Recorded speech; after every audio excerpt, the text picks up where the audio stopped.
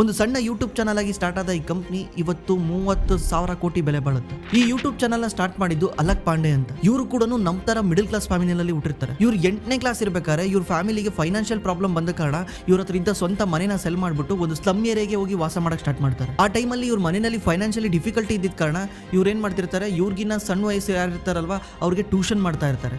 ಇದರಿಂದ ಇನ್ಕಮ್ ಗಳಿಸ್ತಾ ಇರ್ತಾರೆ. ಮುಂದೆ ಹೋಗಿ ಇಂಜಿನಿಯರಿಂಗ್ ನ ಜಾಯ್ನ್ ಆಗ್ತಾರೆ. ಆದ್ರೆ ಇವ್ರಿಗೆ ಇಂಜಿನಿಯರಿಂಗ್ ನ ಕಂಟಿನ್ಯೂ ಮಾಡಕ್ ಒಂಚೂರು ಇಷ್ಟ ಇರಲ್ಲ. ಯಾಕಂದ್ರೆ ಇವ್ರಿಗೆ ಟೀಚಿಂಗ್ ಅಂದ್ರೇನೆ ಸಖತ್ ಇಷ್ಟ ಇರುತ್ತೆ. ಅದರಲ್ಲೂ ಕೂಡ ಫಿಸಿಕ್ಸ್ ಬಹಳ ಇಷ್ಟ ಇರುತ್ತೆ. ಮುಂದೆ ಇಂಜಿನಿಯರಿಂಗ್ ಕಾಲೇಜ್ ನ ಡ್ರಾಪ್ ಔಟ್ ಮಾಡಿ ಬೇರೆ ಬೇರೆ ಕಡೆ ಟ್ಯೂಷನ್ ಅಲ್ಲಿ ಟೀಚ್ ಮಾಡಕ್ ಸ್ಟಾರ್ಟ್ ಮಾಡ್ತಾರೆ. ಅವಾಗ ಇವರನ್ನು ಗಮನಿಸ್ತಾರೆ, ಏನಂದ್ರೆ ಟ್ಯೂಷನ್ ಗಳು ಒಬ್ಬ ಸ್ಟೂಡೆಂಟ್ ಇಂದ ವರ್ಷಕ್ಕೆ 40-50 ಸಾವಿರ ಚಾರ್ಜ್ ಮಾಡ್ತಾರೆ.